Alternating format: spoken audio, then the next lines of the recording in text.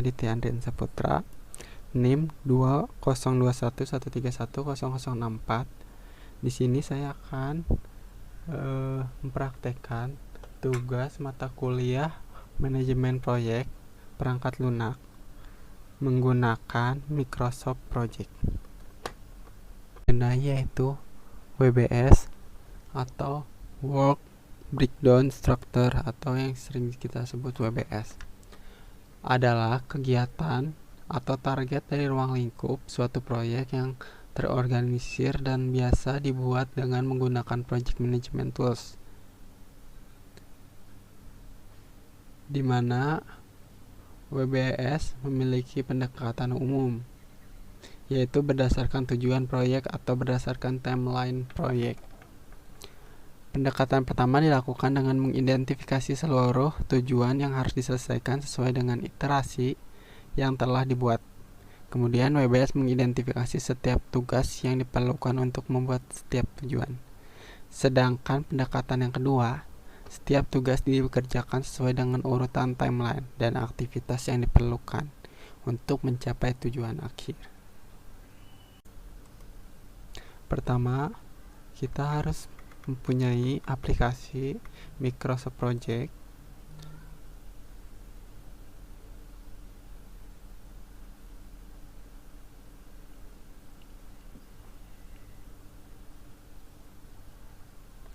Lalu kita klik blank project. Lalu kita masukkan kegiatan pekerjaan yang akan dibuat ke lembar kerja atau ke task. Di sini saya akan mencontohkannya.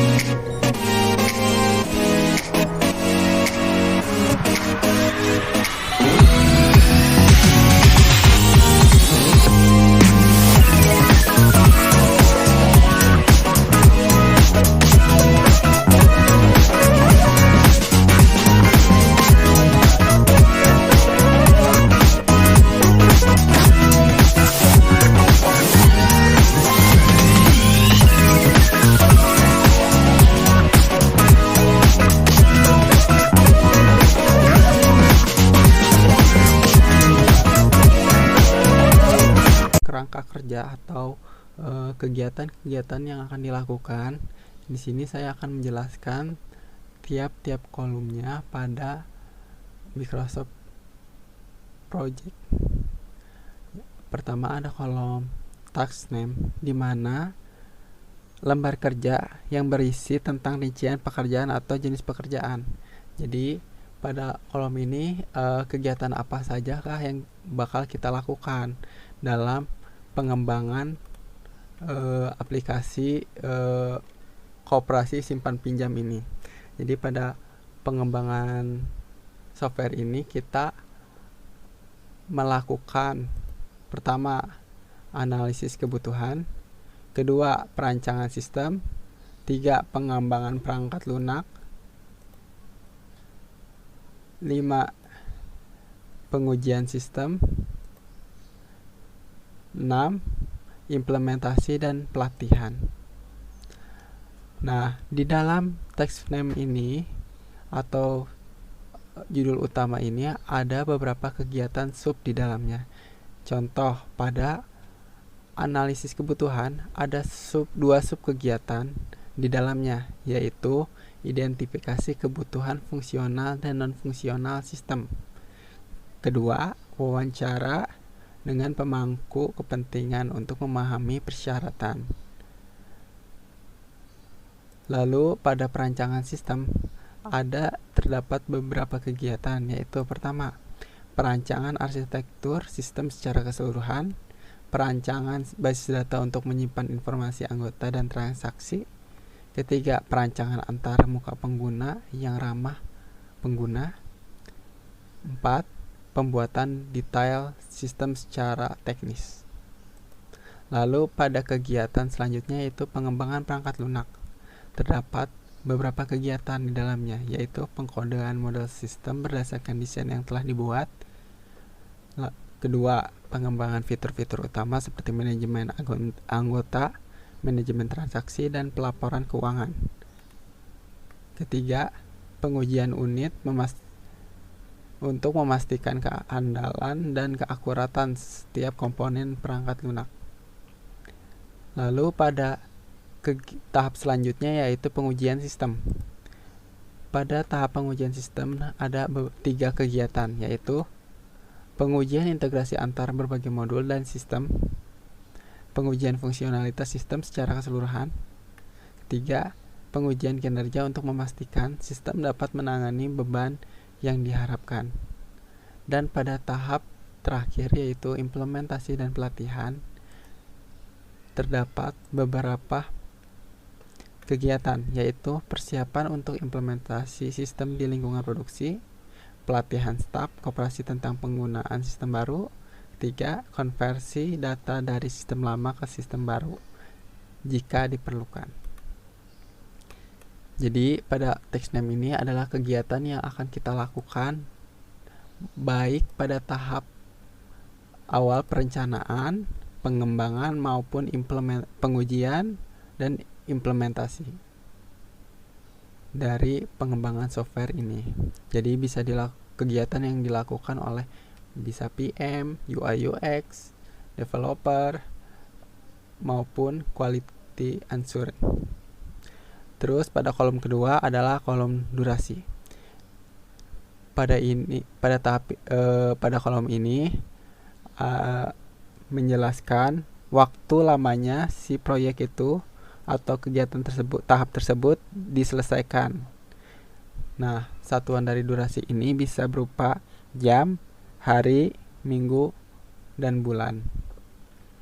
Jadi pada tahap pertama, analisis kebutuhan, kita mempunyai waktu 14 hari untuk melakukan kegiatan tersebut dengan pembagian 2 sub kegiatan, yaitu identifikasi kebutuhan fungsionalitas dan non-fungsional sistem, yaitu 7 hari, dan 7 hari untuk melakukan wawancara dengan pemangku kepentingan untuk memahami persyaratan, dan yang lainnya juga seperti itu. Terus ada kolom start, di mana menyatakan tanggal atau dimulainya suatu proyek. Jadi start ini memberitahu kapan kita udah bisa mengerjakan kegiatan tersebut, tahap tersebut kapan. Dan pada kolom selanjutnya yaitu finish. Kolom finish ini dimana menyatakan kalau waktu berakhirnya tahap tersebut, jadi deadline-nya atau batas akhirnya. Lalu di sini ada kolom predecessor, berkaitan tentang antar pekerjaan, suatu keterhubungan antara suatu pekerjaan dengan pekerjaan sebelumnya. Jadi setelah melakukan kegiatan ini lanjut dengan kegiatan yang mana gitu. Di sini pada kegiatan analisis kebutuhan memiliki durasi 14 hari dan dimulai pada hari Rabu tanggal 1 bulan 5 2024 dan berakhir pada hari Senin tanggal 20 bulan 5 2024 gitu. Dan pembagian waktunya dengan identifikasi kebutuhan fungsional dan non-fungsional sistem, yaitu 7 hari, dimulai dengan hari Rabu tanggal 1 bulan 5 2024 dan berakhir pada tanggal 9 bulan 5 2024. Dan pada sub selanjutnya yaitu wawancara dengan pemangku kepentingan untuk memahami persyaratan dengan durasi pengerjaan 7 hari tanggal 10 bulan 5 2024 dan berakhir pada hari Senin tanggal 20 bulan 5 2024, di mana kegiatan tersebut dilakukan setelah pengerjaan dari identifikasi kebutuhan fungsional dan non-fungsional sistem. Jadi baru bisa mengerjakan ini ketika identifikasinya telah selesai. Dan pada Microsoft Project juga kita bisa melihat Gantt chart.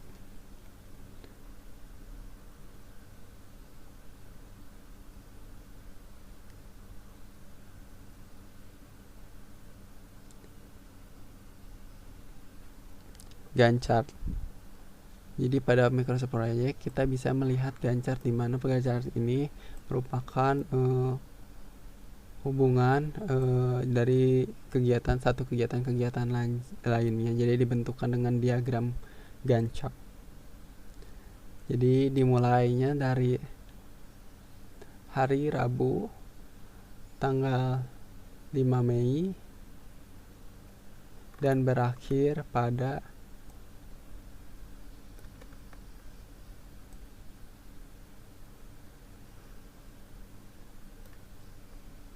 hari Jumat. Sekian dari saya pengerjaan WBS Work Breakdown Struktur